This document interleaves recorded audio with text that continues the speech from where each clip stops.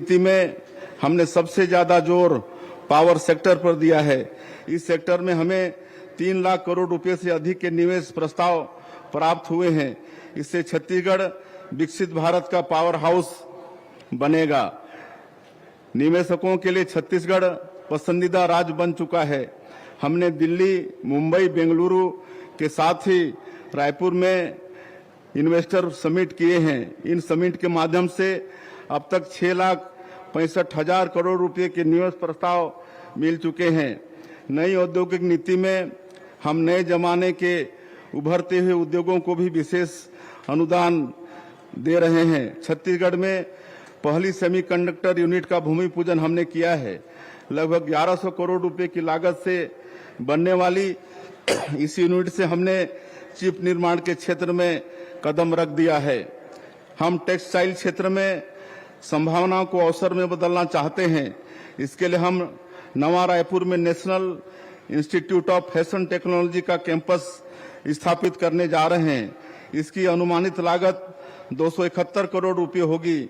इससे बड़े पैमाने पर रोजगार के अवसर पैदा होंगे। हमने राष्ट्रीय राजधानी क्षेत्र की तर्ज पर राज्य राजधानी क्षेत्र के विकास के लिए प्राधिकरण गठन का निर्णय लिया है। यह प्राधिकरण राजधानी क्षेत्र के सुव्यवस्थित और योजनाबद्ध विकास के लिए कार्य करेगा।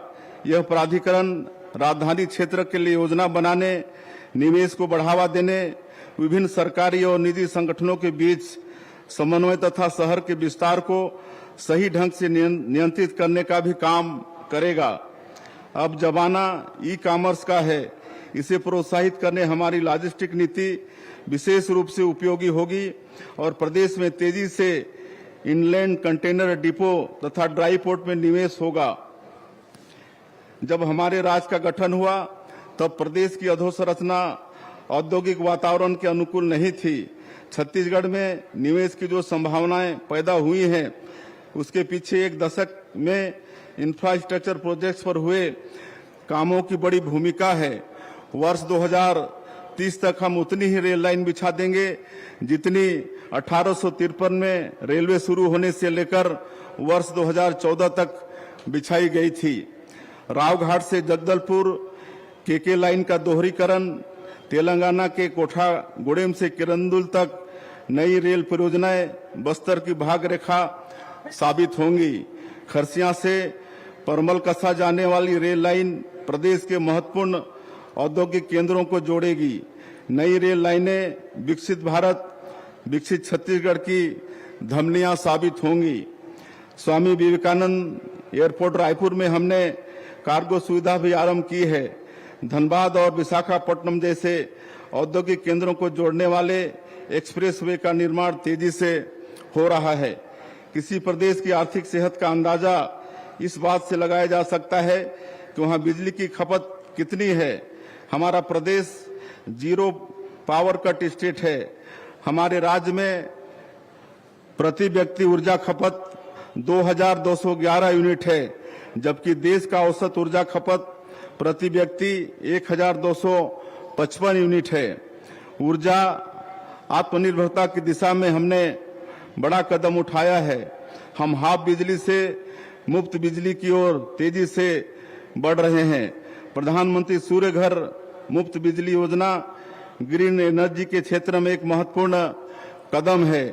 इस योजना के माध्यम से आमजन अब बिजली उपभोक्ता से बिजली उत्पादनकर्ता बन रहे हैं।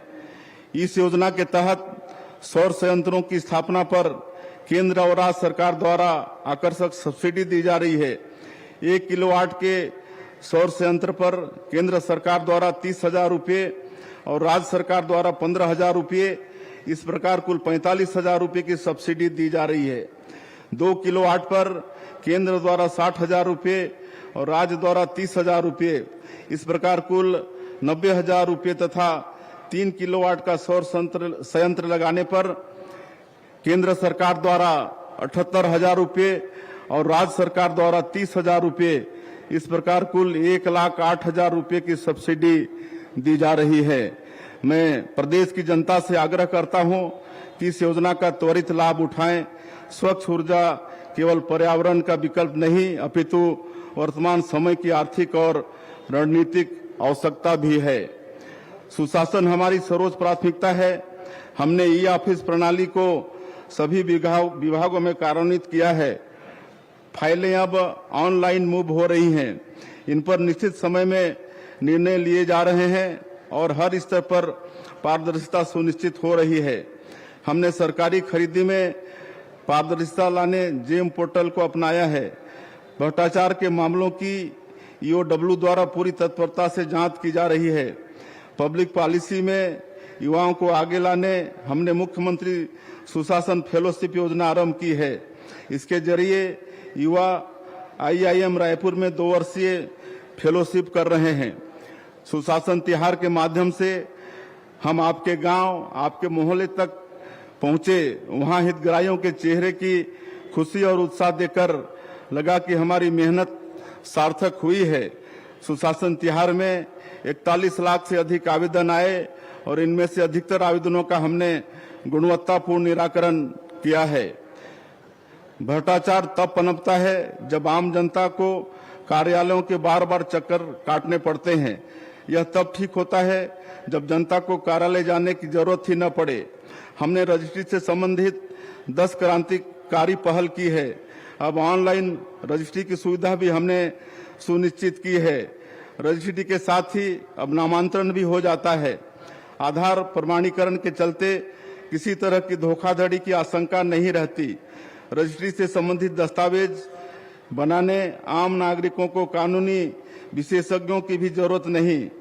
पारिवारिक दान, हक त्याग और बंटवारा अब केवल 500 रुपये शुल्क में हो जाता है। हमने छत्तीसगढ़ भू राजस्व संहिता संशोधन विधेयक के माध्यम से नियमों को सरल किया है। 5 डिसमिल से कम कृषि भूमि की रजिस्ट्री नहीं होगी। इसका उद्देश्य अवैध प्लाटिंग और जमीन को छोटे टुकड़ों में बांटकर बिक्री पर रोक लगाना है। जन विश्वास विधेयक पारित करने वाले हम अग्रणी राज्य हैं। हमने जन विश्वास विधेयक के माध्यम से राज्य के 8 अधिनियमों के 163 प्रावधानों में संशोधन किया है। छोटे छोटे प्रकरणों में कोर्ट का बहुमूल्य समय नष्ट होता है और नागरिकों का भी काफी समय इसमें बर्बाद होता है। आम नागरिकों और कारोबारियों द्वारा किए गए छोटे छोटे तकनीकी उल्लंघन अब अपराध की श्रेणी में नहीं आएंगे। विकसित छत्तीसगढ़ का नेतृत्व युवा शक्ति के हाथों में होगा। युवाओं के लिए शासकीय पदों में भर्ती पर सरकार तेजी से काम कर रही है। राज्य निर्माण के बाद पहली बार व्यापम की परीक्षा का साल भर का कैलेंडर जारी किया गया है। खेल प्रतिभाओं को आगे बढ़ाने के लिए भी हमारी सरकार लगातार कार्य कर रही है। हम इसके लिए निजी क्षेत्र की भागीदारी पर भी काम कर रहे हैं। नई औद्योगिक नीति में हमने खेल अकादमी और निजी प्रशिक्षण केंद्र स्थापित करने के लिए विशेष अनुदान प्रावधान किए हैं। युवा प्रतिभाओं को बढ़ावा देने के लिए हमने युवा रत्न सम्मान योजना आरंभ करने का निर्णय लिया है। स्वास्थ्य सेवाओं को सर्वोच्च प्राथमिकता देते हुए 441 करोड़ रुपए की लागत से हम स्वास्थ्य केंद्रों की व्यवस्था बेहतर कर रहे हैं। राज्य के 543 सरकारी अस्पतालों को क्वालिटी सर्टिफिकेशन प्राप्त हुआ है। अस्पतालों में मेडिकल स्टाफ की लगातार भर्ती की जा रही है। पिछले महीने हमने एनएचएम के तहत 109 संविदा चिकित्सकों तथा 563 बांड अनुबंधित चिकित्सकों की नियुक्ति की है। हम नवा रायपुर में मेडी सिटी बना रहे हैं, जहां राष्ट्रीय स्तर के सुपर संचालित होंगे। स्थानीय निकायों में हुए निर्वाचन के पश्चात अब प्रदेश के विकास को तीसरा इंजन भी मिल गया है। जनाकांक्षाएं तेजी से पूरी हो रही हैं। ग्रामीण विकास के लिए नई सोच के साथ काम हो रहा है। नगरीय निकायों की सूरत संवारने मुख्यमंत्री नगरोत्थान योजना आरंभ की गई है। इसके तहत 7 नगर निगमों में 157 करोड़ रुपए के कार्य स्वीकृत किए गए हैं। इनमें oxygen, bus terminal, bypass, auditorium निर्माण जैसे काम शामिल हैं। प्रधानमंत्री मोदी जी द्वारा स्वच्छ भारत मिशन को जन आंदोलन बनाने का प्रयास अब हर गांव शहर में दिखने लगा है। मुझे खुशी है कि हमारे प्रदेश के नगरीय निकायों ने स्वच्छता सर्वेक्षण में अच्छी रैंक हासिल की है। प्रधानमंत्री जी ने मन की बात कार्यक्रम में बिल्हा की हमारी स्वच्छता दीदियों की विशेष रूप से प्रशंसा की। सफाई के इस महायज्ञ से जुड़ी प्रदेश की पूरी टीम को मैं इस सफलता के लिए बहुत बहुत बधाई देता हूं। हमारी सरकार शहरों के साथ साथ गांवों में भी बुनियादी सुविधाओं के विस्तार के लिए लगातार काम कर रही है। मुख्यमंत्री ग्रामीण बस सेवा योजना को प्रथम चरण में हम बस्तर और सरगुजा संभाग में शुरू करने जा रहे हैं। इन बसों का संचालन स्थानीय लोग ही करेंगे। इससे ग्रामीणों की आवाजाही आसान होगी और उनकी रोजमर्रा की परेशानियां दूर होंगी। हम बोध घाट बहुउद्देशीय परियोजना पर आगे बढ़ रहे हैं। 50,000 करोड़ रुपए की इस परियोजना के माध्यम से 200 मेगावाट बिजली के उत्पादन के साथ ही लगभग 7 लाख हेक्टेयर क्षेत्र में सिंचाई सुविधा का विस्तार होगा। प्रदेश में सिंचाई सुविधाओं के विस्तार के लिए 9 सिंचाई परियोजनाओं में 522